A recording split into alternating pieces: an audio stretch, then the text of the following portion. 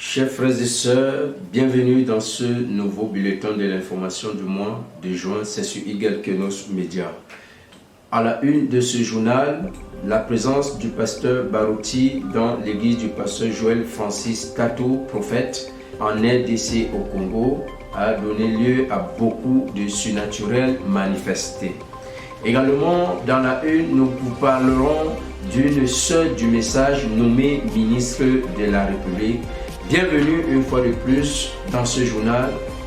Bonsoir.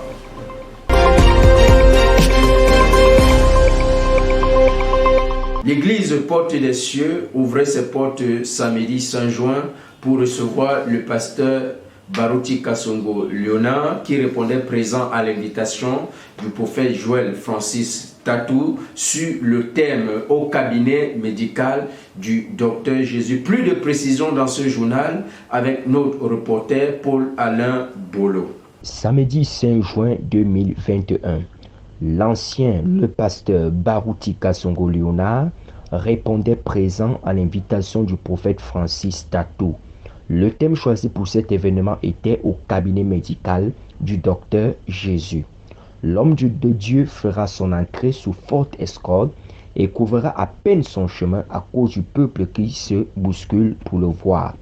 Après son entrée, le berger de l'église Porte des Cieux présentera son hôte en se basant sur les déclarations de l'évangéliste Telos Paul qui dit « J'ai vu Jésus dans un homme en costume, chemise et cravate, appelé William Marion Branham » et poursuivra à l'endroit de son invité en disant « Aujourd'hui, j'ai vu Jésus dans un homme qui prêche, ressuscite les morts, guérit les malades au nom de Jésus-Christ et il est congolais. » Par la suite, le pasteur Barouti entretiendra le peuple sous le thème « Monsieur, nous voudrions voir Jésus ». Alors qu'il était encore juste question des témoignages de ce qu'il a accompli dans son ministère, Dieu manifestait déjà sa toute-puissance en guérissant spontanément les malades. Ainsi, donc, plusieurs âmes ont donné la vie au Seigneur. Que le nom de l'Éternel soit béni à toujours. EKM depuis le Congo. Le 26 juin dernier, s'est tenue une réunion de la bibliothèque La Voix de Dieu dans la ville de Mbalmayo, dans le département d'Union Isso. Cette réunion a été convoquée par son représentant, à savoir le pasteur Tilde Mambo Lobé. Au cours de cette rencontre, qui n'a pas eu la présence de tout le monde, les statuts de La Voix de Dieu ont été corrigés et déposés à la préfecture pour légalisation. La prochaine réunion qui se tiendra la dernière semaine du mois de juillet permettra de définir les actions à mener pour le bon fonctionnement de la bibliothèque. 6 000 montres fut le bilan de la convention des jeunes organisée par les forums des jeunes du message, en particulier par son administrateur principal, le frère Cédric Lekoussa Branham. Plus de détails dans cette édition du journal avec notre frère Béni Dofunzu qui nous donne son compte rendu. Du 4 au 6 juin 2021, les tabernacles de la Moisson ouvraient ses portes pour la convention de jeunes du message. Vendredi 4 juin 2021, la convention s'ouvrira par le premier intervenant, le révérend pasteur Neville Kanono, avec comme thème l'apport de jeunes dans le monde du message. Il s'inspirant du livre de Joël chapitre 2 verset 28, Deutéronome chapitre 10 verset 18, 1 Timothée chapitre 4 verset 12. Pour ce dernier, apport de jeunes dans le monde du message se résume en 2 points. Premier point, l'énergie, force parfaite pour mieux faire avancer le message chez les jeunes. Pour cela, il s'appuiera sur la prédication du prophète Branham, leçon confiée, paragraphe 99. Deuxième point, l'avenir du message, c'est-à-dire l'implication corps et âme de jeunes pour ce message. La citation du prophète tirée de la prédication vient sur moi, qui fait cas de la repentance qui se passe avant 21 ans, lui permettra de tailler ses propos. Tout justement après l'intervention de celui-ci, le pasteur Grace Mutomoki parlera également du même thème que celui-ci donnera comme sous-titre « Oui, ma vie en dépend ». Pour cela, il s'inspirera d'Ésaïe chapitre 9, verset 6 et Luc chapitre 1, verset 6, qui lui permettront également de déterminer des points pour présenter l'apport des jeunes dans le monde du message. La prise de conscience des jeunes avec comme référence Ésaïe chapitre 53 verset 7. Ainsi que, deuxième point, le manque de considération des uns et des autres. À cet effet, il posera une question à l'auditoire. Pourquoi les jeunes dans le message ne pèsent pas aujourd'hui? Pourquoi les jeunes gens du message ne pèsent plus aujourd'hui? Sa réponse est à cause de la méconduite des jeunes face aux anciens. Le deuxième jour, le premier intervenant n'est nul autre que le révérend Mali de l'église La Voix de Dieu à Kinshasa. Ces derniers développeraient comme sujet comment, quand et avec qui se marier selon William Marion Branham. Pour cela, il s'appuiera sur les textes suivants, Hébreux chapitre 13 verset 4, pour montrer ce qu'on appelle mariage. L'homme de Dieu ne manquera pas de citer le prophète à l'instar de la brochure, Hébreux, deuxième partie, page 362, le choix d'une épouse, paragraphe 47, 49, 51 et 79 pour ne citer que cela. On notera également la présence de l'ancien Alain Badinga du Gabon qui prendra lui aussi la parole pour intervenir sur le sujet la mondanité éveil de conscience sur les tentations de leur invité, l'éthique, réseaux sociaux, téléphone, télévision, ainsi de suite. Pour prouver ce dur, il ira dans 2 Timothée chapitre 2 verset 22, sans oublier certaines citations du prophète sur lesquelles il s'est appuyé.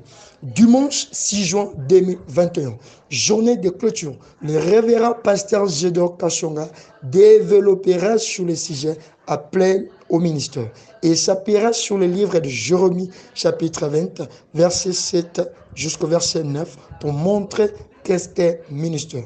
Après l'intervention de ces derniers, le pasteur Gédor Kachonga fera l'appel à ceux qui veulent donner leur vie au Seigneur et il se fera baptiser au nom du Seigneur Jésus-Christ, l'unique sauveur de nos âmes. Suite à son appel lancé, on tiendra 60 000 mondes gagnés, c'est-à-dire 6 âmes données en Jésus-Christ dans ce précieux message des frères Branham. Ainsi termine la convention des forums Le Jeune du Message à Kinshasa. Frère Béni de Fonso, depuis Kinshasa, correspondant de la radio-télévision Igen Kenos Média.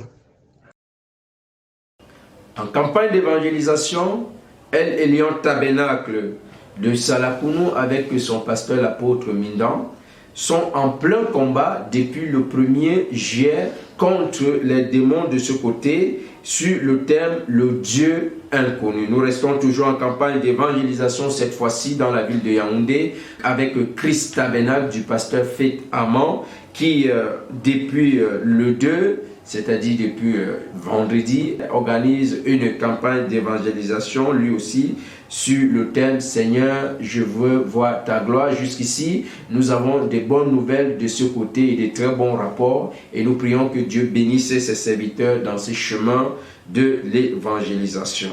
Celui qui trouvait une femme trouve le bonheur, ce qui nous indique une date, à savoir celle du 12 juin, où le frère Fabrice Beckett, correspondant de Eagle Kenos Media et membre du Zoé Tabernacle de la même ville, qui célébrait le sien avec la sœur Audrey Béni. Les détails avec notre reporter dans ce journal, à savoir la sœur Francine Tchoumbo. Bangui, 12 juin 2021, le frère Fabrice Beckett, membre de l'église de Zoé Tabernacle de Bangui, et correspondant de Eagles Kenos Media, convolé en juste noces avec la sœur Audrey Béni. La cérémonie nuptiale a donc débuté vers 12 heures dans l'enceinte de l'église et elle était conduite par le révérend pasteur Abdonat Liango. Il faut remarquer ici la présence de plusieurs hommes de Dieu, des frères et sœurs venus de la ville et d'ailleurs pour l'occasion. Notons que le mariage civil s'est tenu le 12 juin 2021 à 10h30 à l'hôtel de ville de Bangui par la première vice-présidente de la délégation spéciale de la ville de Bangui, Madame Léontine Bana, et le mariage coutumier s'étant déjà tenu dans la belle famille du frère au quartier Yapelé le samedi 5 juin 2021 à 14h.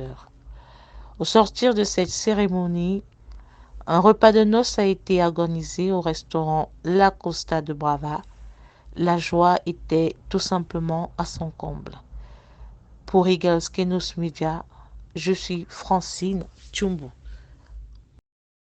Nous vous le disons en titre, la sœur Vincente Maria Lionel Jennifer Sarava, membre de l'église Zoé Tabernacle de Bangui, depuis des années a été nommée ministre des Arts et de la Culture et du Tourisme dans le nouveau gouvernement de Bangui mis en place le 23 juin dernier. Dimanche 27 juin, elle a sollicité la prière de son pasteur, le révérend Abdonadin Liango, pour mener à bien ses missions, et la prise de fonction s'est faite le 28 juin dernier dans son cabinet. Notons que celle-ci n'a jamais travaillé dans l'administration, mais plutôt dans l'événementiel à Paris. Nous lui souhaitons beaucoup de bonheur dans cette mission. Que le Seigneur nous bénisse richement. Bien-aimés, nous sortons de cette édition du journal.